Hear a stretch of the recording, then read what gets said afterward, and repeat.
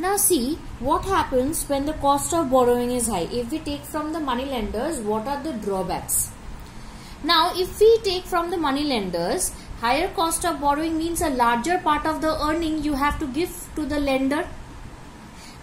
Means larger part of your income you have to give it to the lender to pay back your borrowings, and very little will be left with you to run your family.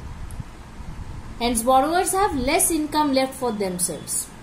However, in certain cases the interest rate is so high that for the borrowing can mean that the amount to be repaid is greater than the income of the borrower.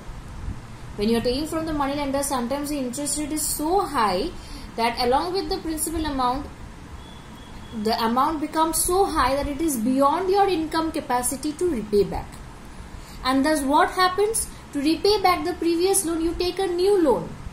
That we studied in the stories. We take a new loan and thus we fall into debt trap.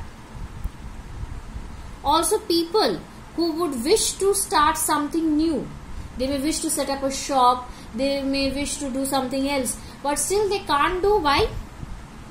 Because of the high cost of borrowing, because of the high interest rate. Now for these reasons, the banks and the cooperative societies need to lend more. That is why the RBI monitors their working, so that they extend loans to each and every people, those who come for help.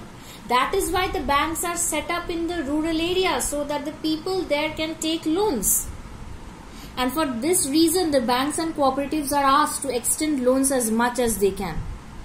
This would lead to higher income of the people, and they can borrow at a cheap rate.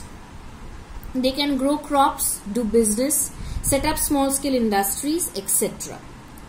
They could set up new industries or trade in goods.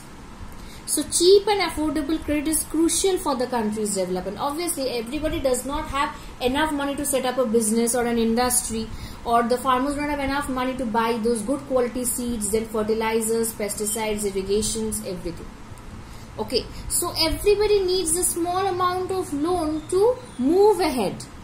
That is why the banks are set up in the rural areas. That is why they have been asked to generate as much as loan they can. And cheap credit is very much essential for the development of a country, so that people can come up and start something new and can increase their income. Okay, so hope it's clear today that we studied the two types of credit, formal and informal. Formal, how Reserve Bank of India is monitoring the loan giving part of the commercial banks. What happens in case of informal sector where there is no one to monitor? And what are the drawbacks of the higher cost of borrowing from the money lenders? And another question that may come, that why cheap and affordable credit is crucial for the development of the country. This thing can come as a question. Okay, thank you.